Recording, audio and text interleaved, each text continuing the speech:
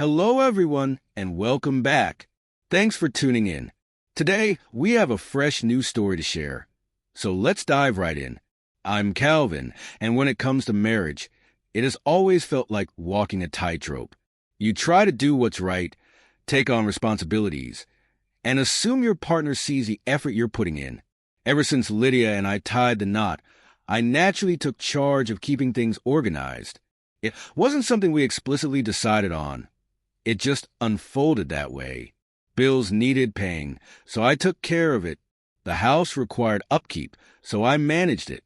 If something broke, I either fixed it myself or called someone who could. It wasn't that Lydia couldn't do it. She just didn't seem particularly interested in these things, and I didn't mind taking them on. It felt like my role. I assumed we had this unspoken agreement where I took care of the logistics and she handled other aspects of our life together. But over time, I began to notice little things slipping through the cracks on her end. Missed appointments, forgotten tasks, small chores left undone.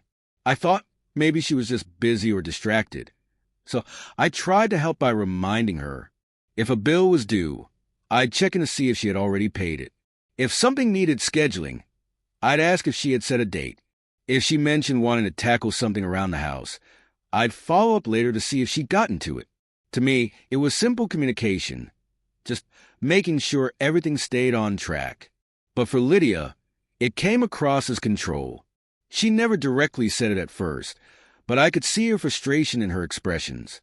Her sighs grew louder, her answers became more curt, and she started brushing me off with a "yeah, I'll get to it," in a tone that made it clear she was tired of hearing me ask. I didn't understand why it bothered her so much. I was simply trying to make sure things got done, but to Lydia, my reminders felt like commands, as if I didn't trust her to manage her own responsibilities. I never meant to make her feel that way, but the more I tried to help, the more she pulled away. She began to delay tasks on purpose, waiting until the very last minute to take care of something, just to avoid hearing me ask her about it. I could sense the resentment building, but I didn't know how to fix it. In my mind, I was doing what any responsible husband would do, but in hers, I was treating her like a child who needed to be managed. The worst part was that I didn't see the explosion coming. It all unfolded on a night that began like any other. We had finished dinner, and I was clearing the table while Lydia scrolled through her phone, only half listening as I mentioned a few things that needed attention. It was just small reminders, nothing big. I mentioned that the internet bill was due for renewal soon and asked if she had taken care of it. But as soon as the words left my mouth, I felt a shift in the atmosphere. She sighed, put her phone down, and muttered, "Why do you always do this?" I blinked, caught off guard. "Do what?" I asked, genuinely confused. She turned to face me, her frustration already clear. Constantly reminding me, nagging me, acting like I can't handle my own life without you hovering over me. "I don't need you making decisions for me, Calvin. I'm not your property." Her voice rose in anger. "I can handle my things without you constantly reminding me, like I'm your servant." I stood there, completely stunned. I had never seen myself as someone who controlled her, never spoke to her as if she were beneath me. Everything I did was meant to help, to make sure nothing fell through the cracks. I opened my mouth to say something, to explain myself, but nothing came out. What could I say? That I was just trying to keep things in order? That I didn't see her as a servant, but as my partner? Would she even believe me? Instead, I stood there, feeling the weight of her words sink in, that if Lydia truly felt that way, what was the point of arguing? It was clear she didn't view my reminders as help, but as an intrusion on her independence. Maybe I had been wrong all along. Maybe I had been overstepping, even without realizing it. So, I did something I'd never done before. I took a deep breath, nodded, and simply said, "All right." No arguments, no defenses, no justifications. Just, "all right." I wasn't sure if she had expected me to argue back, to defend myself, but I didn't. Instead, I wiped my hands on the dish towel, walked over to the couch, and sat in silence. If she wanted independence, then she could have it. If she wanted control, I would give it to her. No more reminders. No more checking in to see if she'd made an appointment or taken care of a bill. I wouldn't ask about things around the house that needed fixing. If the gas gauge in her car was dangerously low, I wouldn't say a word. At first, it wasn't easy. For years, I had naturally stepped in, keeping things running smoothly, making sure nothing fell through the cracks. There were moments when I almost spoke up, out of habit, but each time I reminded myself that this was what she wanted. At first, Lydia seemed to flourish in her newfound independence. She didn't have me hovering over her, checking in on everything. She could go about her day without constant reminders of bills or appointments. I could tell she relished the freedom, the sense of control over her own life. She started making decisions without consulting me, which was fine. She scheduled her own appointments, took care of things at her own pace, and didn't feel the need to update me on everything. It was as though she had been waiting for this, an opportunity to show she didn't need me managing everything for her. But independence, I realized, wasn't the same as preparedness. Without my reminders, the small things started slipping. She missed a subscription payment she had intended to cancel, only noticing when the charge appeared on her account. And of course, there was no refund policy. She scheduled a work meeting at the same time as a doctor's appointment, something I would have caught had I been keeping track. They were small issues, nothing disastrous, but they began to accumulate. Lydia brushed them off, moving forward with a confidence I admired, even though I could see the warning signs. I didn't step in. I stayed silent. The first real issue came with the electric bill. She had forgotten to renew the payment, and one afternoon, she came home to find the power had been shut off. I remember how she stormed into the living room, phone in hand, frustration written all over her face. "The power's out. Did you forget to pay it?"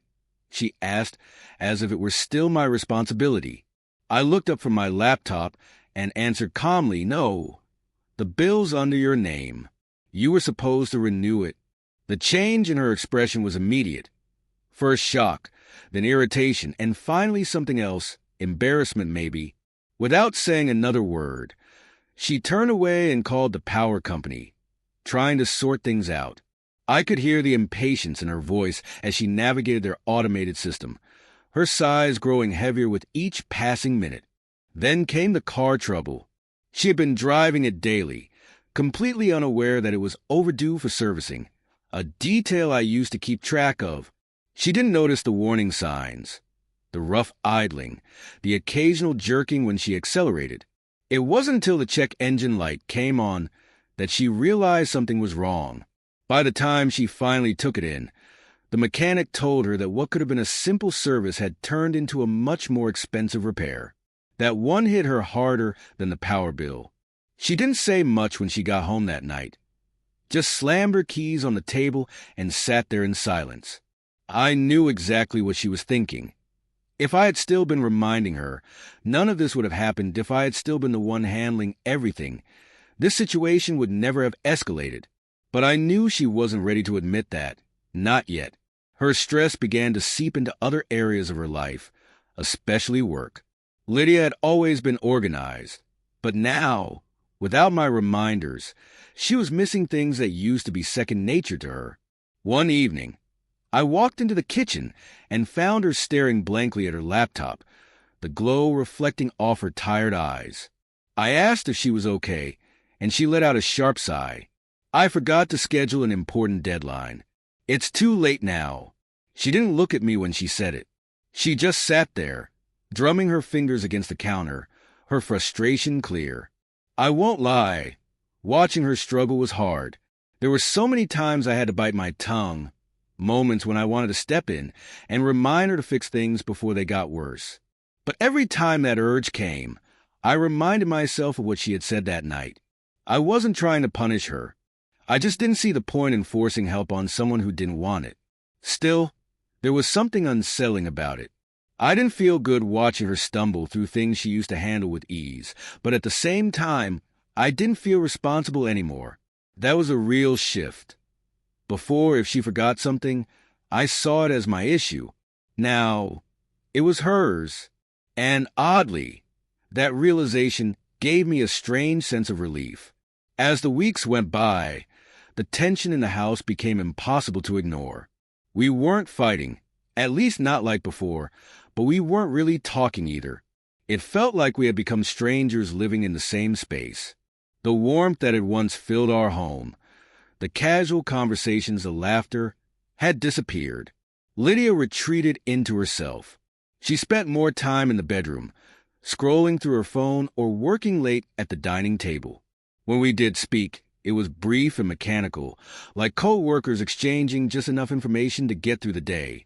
There were no more "How was your day?" or "What do you want for dinner?" Just silence, stretched so thin it felt suffocating. I knew she resented me.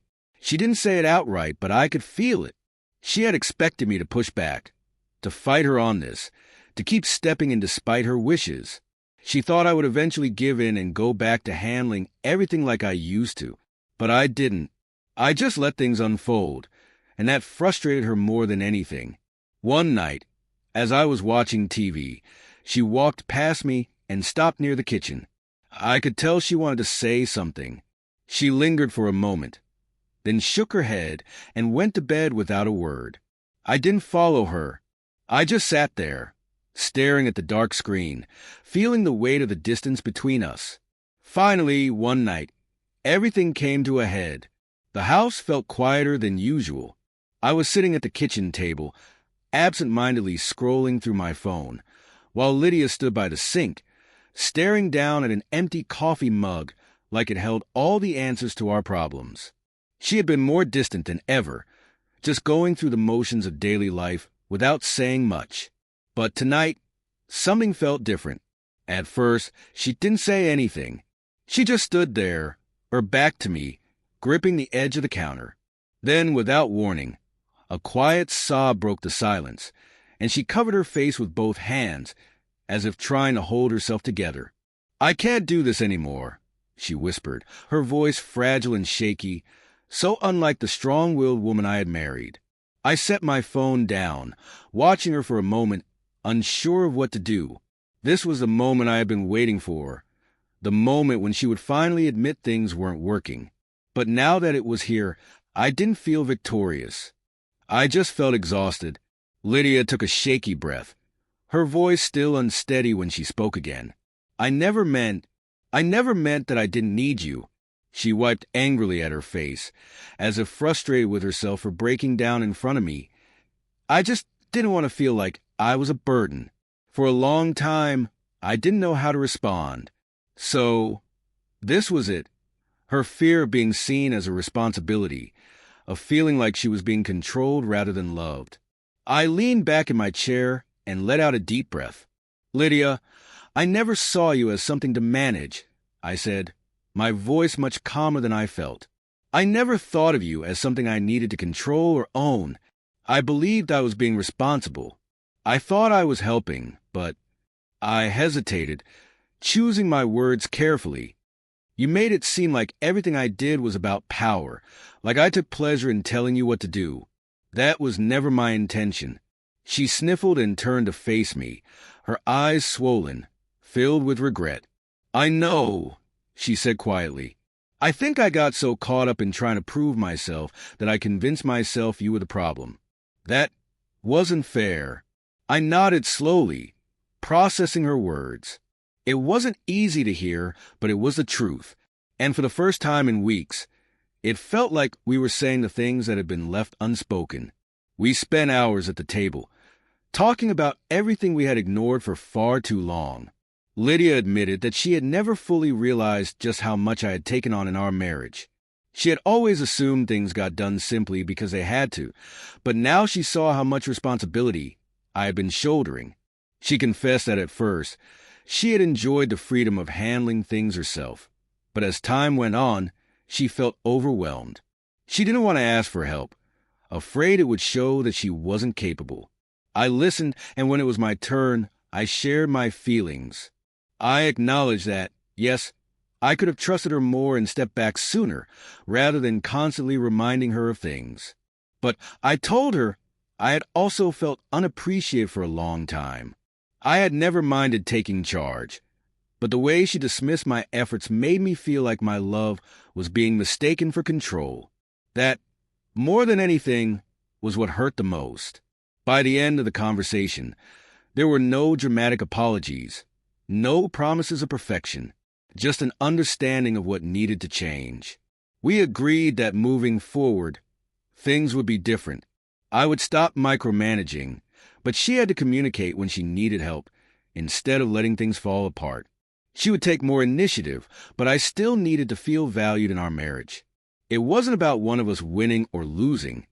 It was about finding balance. For the first time in a long time, the tension in the room began to lift. We weren't suddenly fixed, but we had stopped pretending that everything was fine, and that, at least, was a start. That in the days that followed, things didn't instantly return to normal. There were still moments of hesitation, where Lydia would start to ask me something, but then pause, unsure whether she should. And there were times when I almost spoke up to remind her of something, only to stop myself and let it go. We were relearning how to be a team, and that wouldn't happen overnight. But slowly, I began to notice real changes. Lydia became more proactive, taking responsibility for things she used to leave to me or assume I would handle. She scheduled her own appointments without needing a reminder. She kept track of bills, set reminders for herself, and even took the car in for service without waiting for me to say anything. It wasn't that she had suddenly changed into someone else. It was that she now understood how much those things mattered. At the same time, I learned to step back.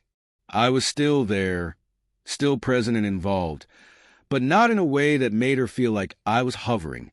If she asked for help, I gave it. If she needed support, I provided it. But I no longer felt the weight of carrying everything on my own.